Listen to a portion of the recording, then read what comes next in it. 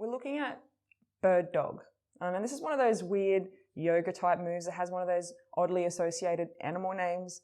I'm sure if I got really creative, I could figure out the bird part, like I get the dog part. But anyway, regardless of the name, what we're doing today is it's a really cool move that gets your back muscles firing up, gets your glutes or your butt, gets it working, as well as balance and coordination. So we're getting our brain involved in this one because what we're going to do is take away 2 of our balance points and then move about a little. So you'll see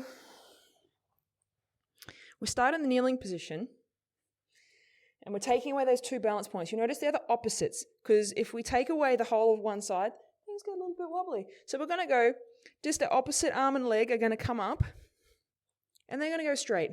So you don't want your leg like right up because you'll notice I tipped. You want to try and keep your leg just in line with your hips. Point your toes like little ballerina feet. You're going to take your arm, same thing. Now, it might take you a moment to feel a bit stable, so get the feel for this position first. Once you're here, you're going to do circles. So go in the same direction, so circle so that your arm and your leg are going to the left at the same time. And you're going to circle up, just little tiny circles. You're not going for big things here. And then you're going to back the other way.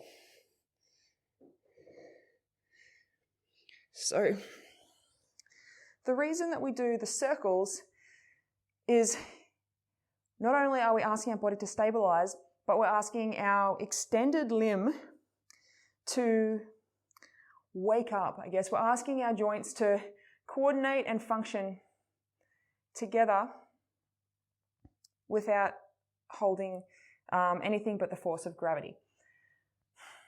So this is a really good one.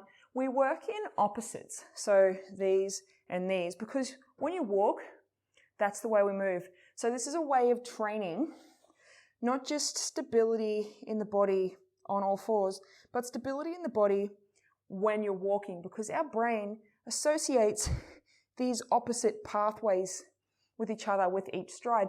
So the more stable we can become with one point of stability off the ground while still asking the other one to do its job, the more stable we become and the more resistant we become to slips and trips and falls and stuff like that. So we reduce our risk of injury.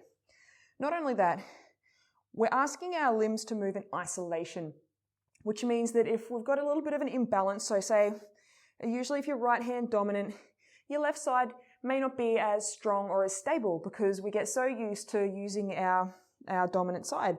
So when we actually take away the dominant side from doing all the work, the non-dominant side has to suddenly wake up and be like, that right-hand side's not here doing my job for me. I'm going to have to do a little bit more work. So what we're asking our body to do is create more symmetry, more stability, because both sides will have the opportunity to be working the same way.